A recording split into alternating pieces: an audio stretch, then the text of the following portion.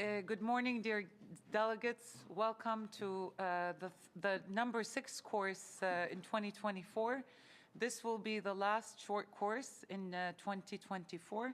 Before we start, I would like to give the floor to Mr. Angel Gonzalez, who is the head of the Technology Innovation and Knowledge Development Branch and is the acting director of the Division on Technology and Logistics. Over to you, Angel, for your opening. Thank you very, very much, Randa, for opening the session today. I will be very, very brief. As Randa said, this is the last of the 6 short courses for Geneva-based delegates that our program has organized this year.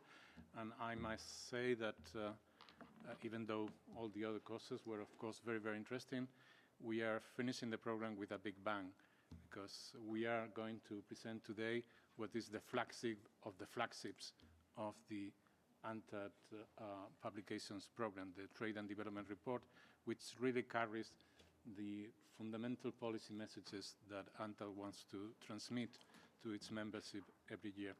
Today we're going to discuss a very interesting program dealing with the challenges in an economy that is confronted with a slow growth and a high debt situation that limits, constrains even more severely the fiscal space available to the majority of developing countries and creates additional challenges for the achievement of the Sustainable Development Agenda. And we have with us 2 colleagues who were involved in the preparation of the report, and Randa will introduce them to you in a moment with more detail. But I'm very encouraged to see the room so well attended, because I think the message we're going to share with you today are going to be quite useful for the performance of your duties as national delegates here in Geneva.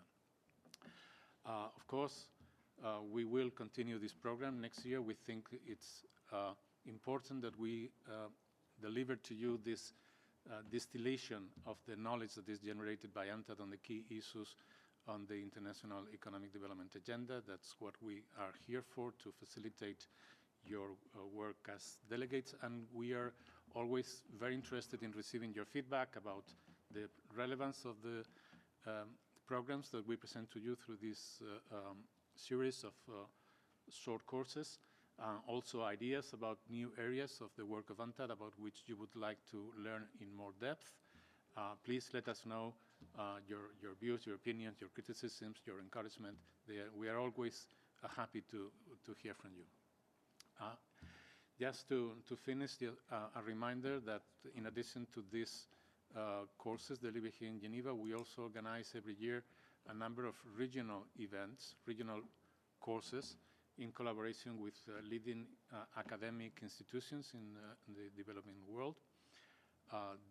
This year we had, for example, the course for the African region, which was held in collaboration with the Faculty of Economics of the University of Nairobi. It was very, very successful. We had very good participation from countries from all over the region. And in a few days, we're going to start another one in collaboration with the Diplomatic Academy of Pakistan in Islamabad for the countries of the Asia-Pacific region. I'm sure it's also going to be an extremely successful workshop, or not workshop, it's a full-fledged course. Where we will be interacting with policymakers from the region on topics like trade, technology, finance, investment, the whole portfolio of the themes that UNCTAD works on. And we really look forward to this new opportunity to exchange with them. Of course, next year we will have a similar program. We normally communicate the process with you, with the missions, with sufficient time for you to go back to your capitals and try to select the candidates with the highest potential to participate in this event. And in this sense, I would encourage you to stay alert to these communications from the Secretariat, because the competition is quite high. We normally have to be very rigorous in the selection, because there are only a limited number of slots. So the sooner you get in touch with your capital and you start the process of selecting the right people who should attend the seminar, the higher the chances to to benefit from the program. I think I'm going to stop here. Wish you a very successful discussions this morning, and I hand over the floor to Randa for the introduction of our speakers today. Thank you very much for your attention. Thank you so much, Angel, for the recap you provided on the program, where we're going, what's next, and what we have done as well. I think this is all very important, and it shows also the collaboration on various levels. Before we actually go to the introduction of our speakers, experts who actually drafted and researched and put together the Trade and Development Report for 2024, we're going to give the floor to the screen, if it's the screen, where we will see a video from Ms. Anastasia Nestevolia, who is the head of the Macroeconomic and Development Policies branch in the Globalization and Development Strategies branch. So, to Anastasia. Dear delegates, good morning. It is my great pleasure to welcome you today to the session dedicated to our latest Trade and Development Report 2024. We just published it a few weeks ago, and I want to say that our report examines a very critical inflection point for the global economy, world trade and globalization. First, global trade is going through a deep structural transition. On the one hand, we are witnessing the rise of a service economy where traditional industry and traditional jobs are less central to growth and exports. On the other hand, active industrial and trade policies of major countries are reshaping the trade architecture internationally. In contrast, the global financial system has remained largely unchanged since its inception 80 years ago. Addressing this imbalance and making global economic governance institutions more inclusive and accountable to the developing nations is vital to mitigate the deepening debt crisis in the global south and foster sustainable development. The second transition that our report examines is technological. New technologies, including those linked to the green transition, artificial intelligence, precision bioengineering, but not only, are actively reshaping economic systems. Some developing countries stand to benefit from the rising demand for raw materials, essential for electrification and the green transition. But new growth wave also poses risks. Major oil exporting countries may face financial constraints over the next 2 decades, particularly those that are heavily reliant on fossil fuel and oil revenues for their GDP and exports. This underscores the urgent need for economic diversification and a mix of regulatory policies in the countries of the global south. Third and finally, geopolitics is reshaping supply chains and informs some investment decisions. Yet there is a deeper structural issue that underpins many of the ongoing changes. That is the diminishing role of manufacturing as an engine of growth. Whilst manufacturing remains crucial for economic transformation, its effectiveness as a motor for growth in developing countries is waning. In the 2010s, for instance, only 18% of global trade was based on labor cost arbitrage, that is firms seeking cheaper labor. Over the past 20 years, manufacturing investment has halved, while investment and service activities within manufacturing surged to nearly 70% last year. This relative decline of manufacturing raises concerns for both advanced and developing economies. Many advanced countries are adopting new industrial and trade policies to address the public discontent with globalization. We do warn, however, that rising protectionism threatens economic stability and the multilateral system, where fair competition and market access are essential for sustainable development. For many developing nations, a retreat from manufacturing exacerbates reliance on commodities and hinders further diversification. This is evident in the global food system, for instance, which has shifted from a labor-intensive sector to a complex, financialized landscape dominated by few under-regulated corporations. New technologies can further accelerate this concentration of data in the hands of few large seed companies and fertilizer producers. For instance, Brazil's efforts to engineer soybeans for local conditions still leave the country capturing only 36% of soy profits, as the economy relies heavily on foreign inputs for fertilizers and technology. Our analysis indicates that the failure to respond to the challenges posed by new technologies and ongoing financialization is likely to result in a significant portion of the global economy being controlled by large corporations and private entities. This would undermine inclusivity and public interest. At the same time, the year 2024 did bring a positive development for the Global South. The initiative to establish a United Nations framework for international tax cooperation presents an opportunity to address gaps in the financial architecture and capture sources of long-term capital and finance. Many developing nations lack resources to combat base erosion and profit shifting by multinational enterprises, which then leads to reduced fiscal capacities and fiscal space.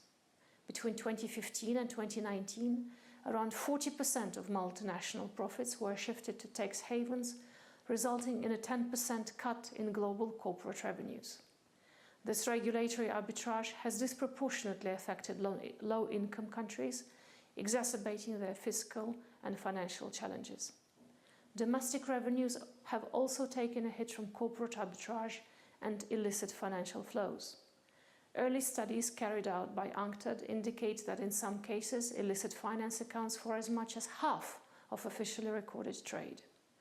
The countries most affected by base erosion and profit shifting, particularly in Africa and Latin America, lose a larger share of total tax revenue compared to wealthier nations. The aim of the UN Convention is to create a multilateral framework to tackle base erosion and profit shifting, enhance financial governance, and support long-term development capital. Unlike previous proposals, this initiative focuses on a comprehensive international tax framework that addresses both trade and financial dimensions of global business activities. These are early but meaningful steps on a complex path ahead.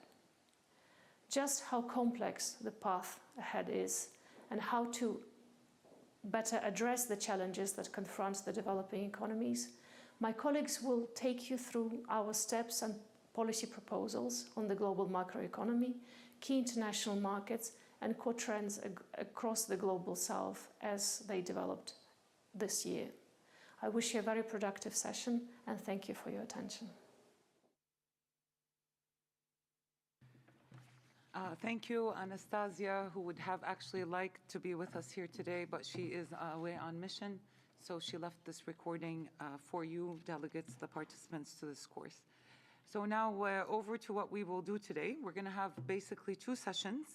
The first session will look at the findings of the Trade and Development Report. It will cover the international economic trends, inflation, along with analysis also on where we're going. And it will look at also global growth prospects and the evolution of inequality, as well as some policy recommendations. And then during the second session, what we're going to look at is basically we're going to zoom in on international markets, and we're also going to look on policy recommendations, and we're going to also look at trade in manufactured product, services, and primary commodities. We're also going to look at debt issues and debt vulnerabilities in developing countries, along with the stages of debt life cycle in this short course. So let's go to our colleagues who will present these sessions today. I'm happy to start by introducing Cameron. Cameron Daneshvar is an economic affairs officer who's also at the Division of Globalization and Development Strategies in UNCTAD, where he's working with the team that prepares the trade and development reports. And he has been in the division, he also does monitoring and analysis of macroeconomic trends in the G20 countries, as well as analysis on global commodity markets and research on fiscal policy responses in the wake of COVID-19 pandemic.